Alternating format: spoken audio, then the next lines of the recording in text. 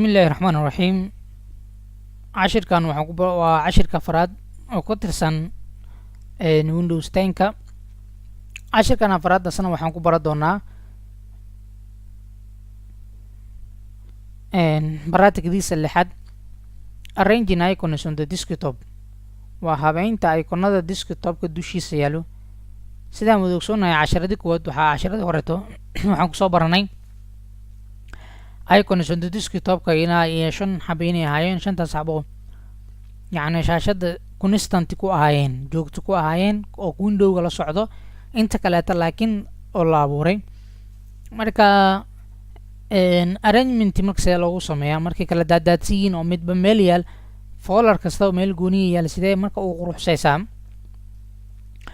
marka waxa la click right mouse on the desktop in the blank area that means right click mouse ka waxa ku leedahay desktopka dushiisa meel banaan adigoo joogo laana waxa la diidaa document korkiisa inaad right click ku raadid laakiin waxa loo baahan yahay blank area ya masaafo banaan inaad right click ku raadid al raba kadibna sort by leedahay kadibna by name by size iyo wixii la halmaalo arrangement uu sameeysa aragna iyada barnaamijkadeeda desktopka waa kana saan wada ogsoonahay hore u soo baranay icon tira badan ayaa yaalo iconadan intaana arrangement ku sameeysan tahay way qaabaysan tahay intaana banaanka ka taala sidee marka arrangement uu sameeyaa qodobka koowaad waxa leedahay right click waxa ku leedahay blank area waa kan intan waa blank area intan waa blank area intan waa blank area laakiin intan blank area mayn right click laga rabaa inaad hadid sort by way soo baxda waa kaasa by name by size mid ka raba ku dhifaa laakiin marka kan right click ku dalahdid wax kala ku soo baxay sida darteed marka right click waxa ku leedahay meel banaan sort by leedahay by name ku dhifo waa ka arrangement sameeyay ku inta yaalaaw safay wada galeen marka la soo celceli waxaan soo qaad عشوائي كده isku dhex qas saan amal markii uu ku yahay shaashada arrangement inuu ku sameeyo marka rabtid ila soco ila baraadskay right click meel banaan ku dheh sort by size doorato kadan waka marka laato sort by name mid karta doora karta arrangement saasi uu sameeyay marka qodobka koowaad oo arranging icons desktop saas oo ka hadlaya sagane okay barnaamijka toddobaad creating new folder abuuritaanka gal cusub marka folder waa arki doonaa sagane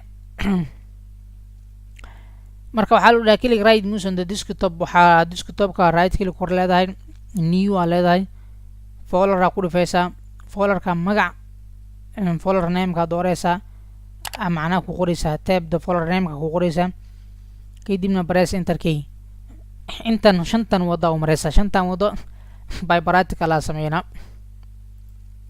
horta waa maxay folder waa kana marka kan soo qaado kan waxa la dhahaa folder galkaas sawirkaas iconkaas noocaas u yaalo oo yellow color ka jaalaha waxa la folderkaas marka gal waaye galkaas marka waxba lagu shubtaa documentiyada iyo waxba lagu shubtaa cashiro badan hadartan cashiradeen oo kala ta amba xisaabaad amba yani documenti gooniya folder gooniya oo sameeyaysa bisha January folderka January bisha February folderka February ya saas xisaabaadka si kala duwan yihiin folder gooniya oo sameeyaysa folderka marka waa cashir muhiim ah marka right click ku dhaal u shaashada kadib new marka dhadi folder ku soo baxay waa ka falartan inta gaymisid intan gaymis falarta ku dhex wadaysa haylaadka saarna ku dhex wadaysa okay position kan soo gudbay folder waa ka click si folderka marka click ku siisid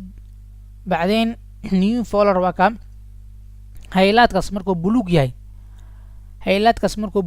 ayaa waxa ku qori kartaa wax ku qori kartaa inta ka sokaysa laakiin wax ma qori kartid okay waxaan ku qoraa marka aniga somsec okay folderkaas magaciisa waxa uu bixiyay somsec enter marka waa ka folderkaas abuuray magaciisana waxaa la lahaa sumseg.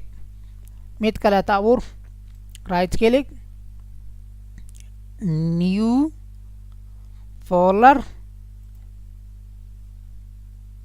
okay, seedka u bixi. tamam, creating a new folder intaa waay. marka I hope inaad baraati ku samaysid. rename folder, marka magaca laga bedelaa. marka magac markii laga bedelaya haddana waxaa lagu dhahay click right mouse on the folder. haddaad samaxeyd meeshaan iska fiiri, click right mouse on the desktop. desktopka markaa right click kordhaysid waa new folder markaa abuuraysid. laakiin hadda folderkii abuurtaa inaad magaca ka bedeshaa rabtaa, waxaa right click folderkii naftirkiisa right click ku kor leedahay, rename optionka kusoo baxaya, dooreysa magaca ku qoraysaa, enter, isku mid asagna processka. seedka waxaa ku qoraa magaca kaleeto u bixiya, soomaaliya oo kaleeto u bixiya. okay, maxaa leedahay falaarta dulgey marka koowaad folderka, kadib right click ku kordhe. markaa right click ku kordhaadid rename fiiri optionka waa ka rename click ku sii, meesha horeeto kugu noqda marka oo ku birin markii la soo sameeyay camala.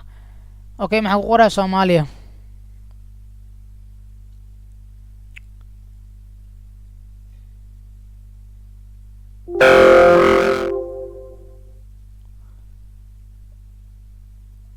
soomaaliya ku qoray enter dhe. marka waa ka magaca ka bedel. before muxuu ahay sayidka, haddana soomaaliya. soo magaca ka bedelitaanka asagana waa kaasa. kan magaca ka bedel, mid cusub oo tan oo samey,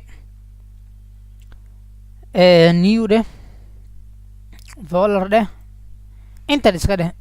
okay, new folder oo ku save gareysma. ma rabaa marka magaceyga inaan ku qorta rabaa, right click, rename, waxaa ku qor xasan, enter, khalaas. haye cashi ka horreeyta marka la ku celi. hadda saan uu samaysan yahay, waxaa rabaa listi inaan ku sameeyo, arrangement inaan ku sameeyo. muxuu ahay asagana isoo yeeriya, right click, yes, sort by, yes, by name, yes. waa saxan tahay. markii baraatikadeeda aadinkaaniga la rabaa.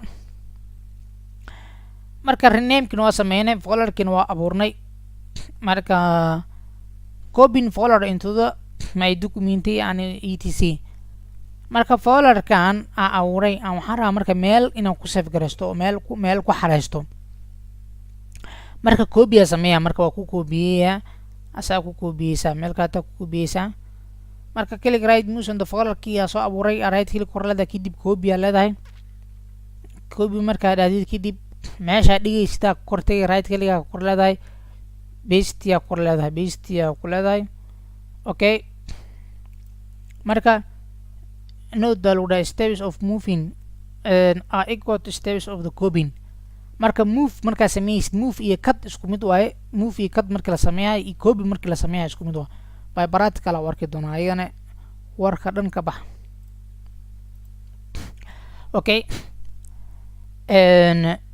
tusaale Soomaali intii soo dhig, folder waa ana abuuray. xasanna intii dhig, folder waa asna ana abuurin.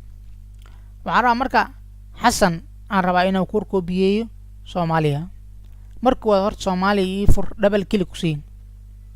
waxa miyaa ku jiro may blank waa 0 waa this folder is empty.